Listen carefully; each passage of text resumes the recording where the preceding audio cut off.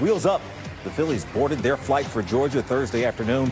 They will start their best-of-5 National League divisional series with the Braves Saturday. The Braves had been a flat-out juggernaut from the start of the season with 104 wins, but Rob Thompson's club has had success down in Atlanta this year, taking 4 of the 7 games played. For more, we send it over to Michael Barkane and company.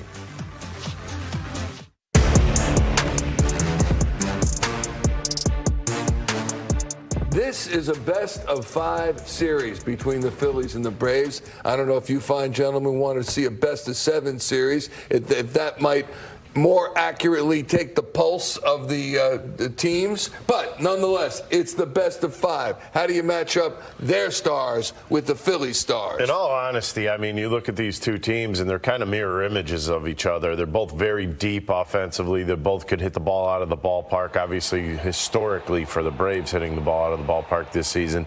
But I like the Phillies, the Phillies punch starting pitching-wise. I think they may have an actual edge right now.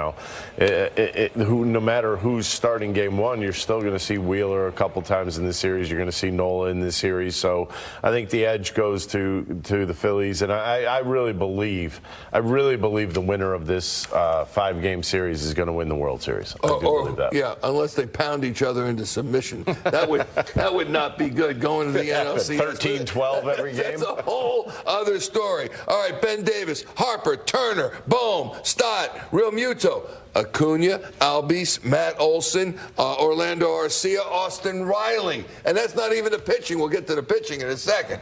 Star-studded lineups. What else can you say? Two teams that rely heavily on offense and hitting the ball out of the ballpark. You're going to see some homers in this series. That's the bottom line. It's really who's going to be able to keep the ball in the ballpark, as Ricky was alluding to with some of these pitching staffs. It's going to be really fun to watch. Phillies have to play good defense as well, play fundamentally sound, and try and keep Ronald Acuna under wraps. But I think when it comes to star power, obviously the Phillies have as much as the Braves. The Braves just hit a few more home runs than the Phillies did this year. But I'd look for them to just rise to the occasion again and beat those stinking Braves. Beat those stinking Braves. Ruben, calm me down about the starting pitching matchups, because Wheeler, Nola, and Ranger, great. Fried and Morton. But then there's Strider. And the Phillies get confounded, not last postseason because he was coming off injury, but the Phillies have found it tough against Spencer Strider. Is that the difference?